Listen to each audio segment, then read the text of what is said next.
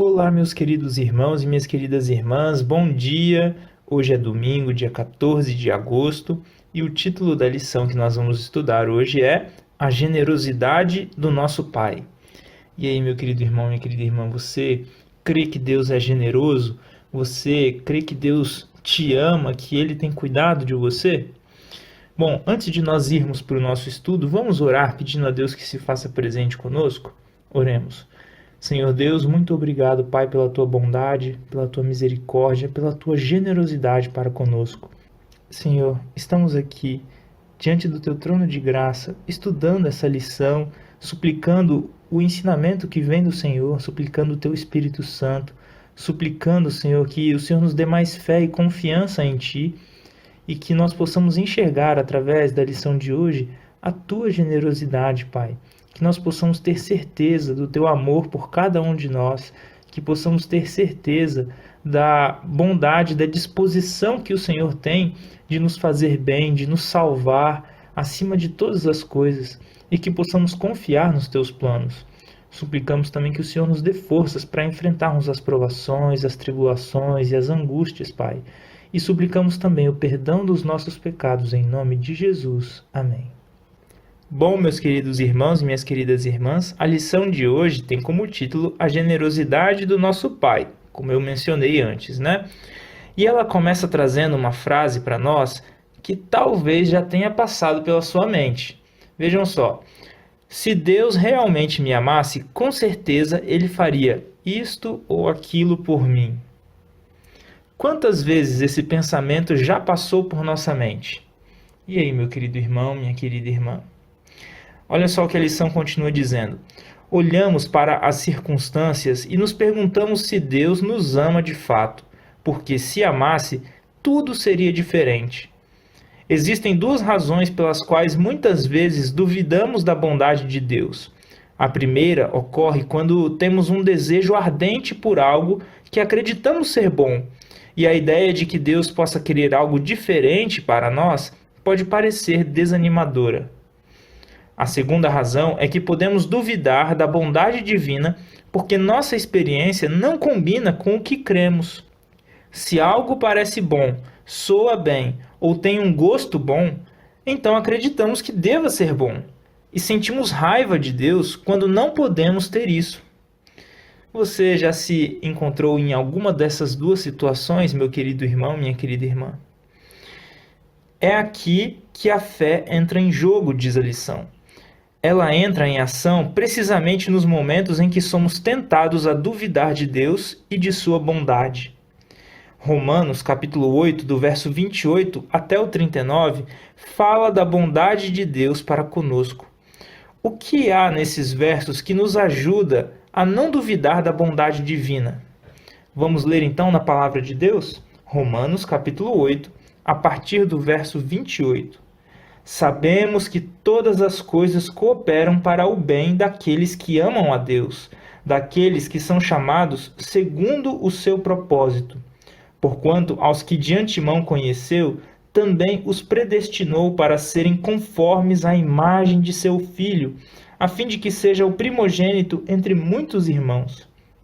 Vou dar uma paradinha aqui, meu querido irmão, minha querida irmã, e mostrar algo que é maravilhoso para nós.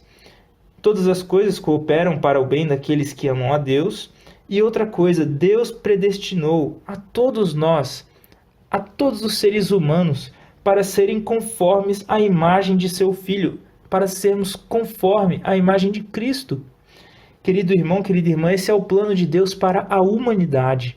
Não é só para um grupo de pessoas aqui ou um grupo de pessoas lá. Não. A palavra de Deus nos diz, são palavras do próprio Cristo, que Deus amou o mundo de tal maneira que deu o seu Filho unigênito para que todo aquele que nele crê não pereça, mas tenha a vida eterna. Portanto, meu querido irmão, minha querida irmã, isso aqui se aplica a toda a humanidade. Vamos continuar aqui, verso 30. E aos que predestinou, a esses também chamou, e aos que chamou, a esses também justificou, e aos que justificou, a esses também glorificou. Vocês conseguem ver o empenho de Deus na salvação da humanidade? Tudo que Ele tem feito tudo que Ele está fazendo. Vamos continuar agora o texto. Capítulo 8, verso 31. Que diremos, pois, à vista destas coisas? Se Deus é por nós, quem será contra nós? Faz todo sentido essa pergunta de Paulo, não é? Diante de todo o empenho que Deus tem para nos salvar, se Deus é por nós, quem será contra nós? E ele continua dizendo, aquele que não poupou o seu próprio filho, antes por todos nós o entregou, porventura não nos dará graciosamente com ele todas as coisas? Quem intentará acusação contra os eleitos de Deus? É Deus quem os justifica. Quem os condenará? É Cristo Jesus quem morreu, ou antes, quem ressuscitou, o qual está à direita de Deus e também intercede por nós. Sabe, meu querido irmão, minha querida irmã, a Bíblia menciona que nós temos um acusador diante do Pai, que é Satanás. No entanto, Satanás não pode contra Cristo. Se nós acreditarmos na intercessão de Cristo, quem é Satanás para nos causar aí a perdição? Quem é Satanás para nos afastar do amor de Deus? Não é nada, e nós vamos ver isso aqui na continuação. Vejam só, quem nos separará do amor de Cristo? Será tribulação, ou angústia, ou perseguição, ou fome, ou nudez, ou perigo, ou espada? Como está escrito, por amor de ti, somos entregues à morte o dia todo. Fomos considerados como ovelhas para o matadouro. Em todas as coisas, porém, somos mais do que vencedores por meio daquele que nos amou.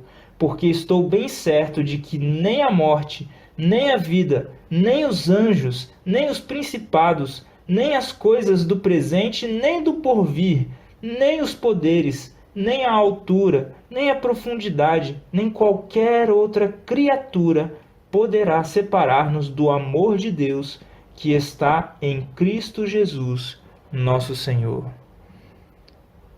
Vocês conseguem ver a intensidade disso, meus queridos irmãos e minhas queridas irmãs? O que há nesses versos que nos ajuda a não duvidar da bondade divina? Eu acho que essa talvez seja uma das maiores declarações da Bíblia do amor de Deus por cada um de nós. Depois daquela, talvez, de Jesus, né? De João, ali, capítulo 3, verso 16 e 17, que Deus amou o mundo de tal maneira que deu o seu Filho. Aqui está reforçando essa ideia que foi expressa pelo próprio Cristo lá em João. Agora vejam o que a lição continua dizendo. Em Romanos capítulo 8, verso 32, há uma lógica importante que é extremamente útil para evitar que sejamos oprimidos pelas circunstâncias. Aquele que não poupou o seu próprio filho, mas por todos nós o entregou, será que não nos dará graciosamente com ele todas as coisas? Como poderíamos pensar que Deus enviaria Jesus para morrer por nós e depois se tornaria cruel e mesquinho? Vocês viram que as circunstâncias foram mencionadas aqui? No verso 35 fala, olha, quem nos separará do amor de Cristo? Será tribulação, ou angústia, ou perseguição, ou fome, ou nudez, ou perigo, ou espada? Aqui as circunstâncias, os crisóis da nossa vida. Mas precisamos nos lembrar que se Deus entregou o Filho dele para morrer por nós, ele não se tornaria mesquinho depois e nos afligiria de bom grado. A lição vai finalizar dizendo o seguinte: isso significa que a verdade da generosidade de Deus para conosco, vista na morte de Cristo, deve ter um impacto mais forte em nosso pensamento do que todas as dúvidas que o crisol possa gerar em nós. Conseguem ver? A verdade sobre a bondade e a generosidade de Deus devem ter um impacto mais profundo na nossa mente do que as dúvidas que o crisol ou que os crisóis da vida possam gerar em cada um de nós. E aí a lição vai trazer uma reflexão para nós finalizarmos. Como é possível que uma verdade, a bondade de Deus, tenha um efeito mais poderoso sobre você do que as dúvidas? Passe algum tempo meditando na verdade de que Deus deu Jesus para morrer em seu lugar. E que essa incrível generosidade se manifesta de 1000 maneiras diferentes hoje. O que isso faz por sua fé?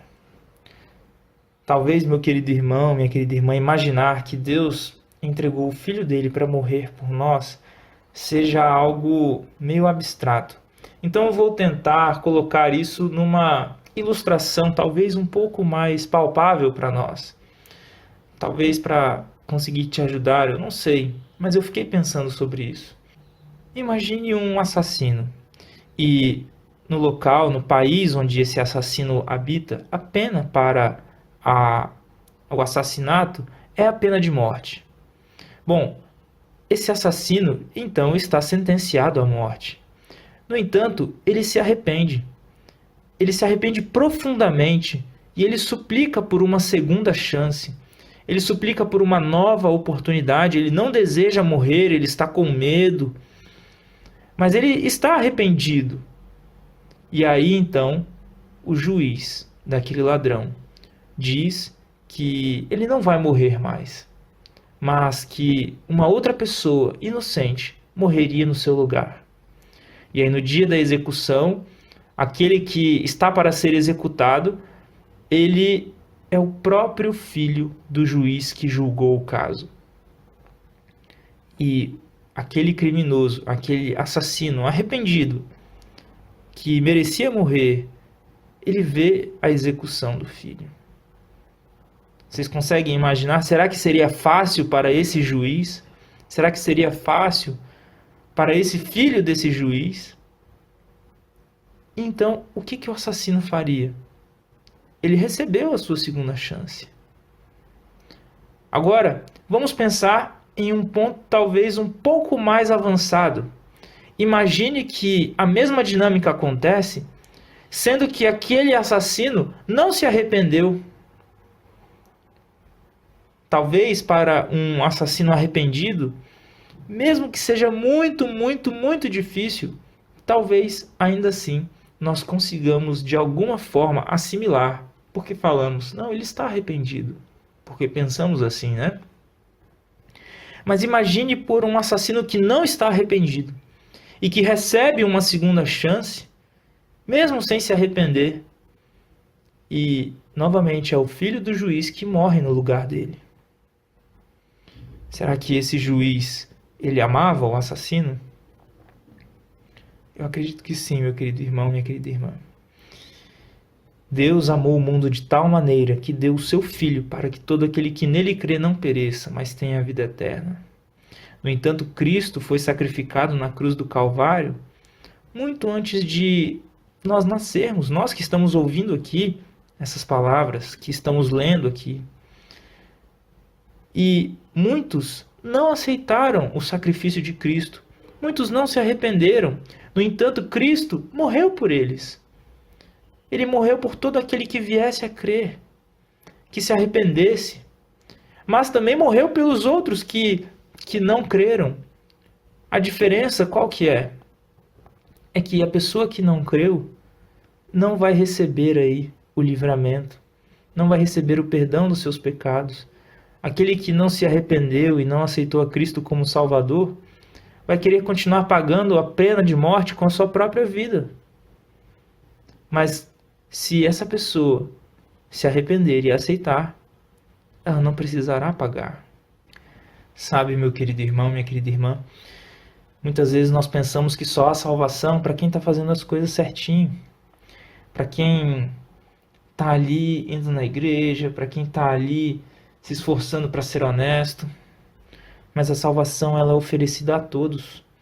Ela é oferecida ao assassino que ainda não se arrependeu.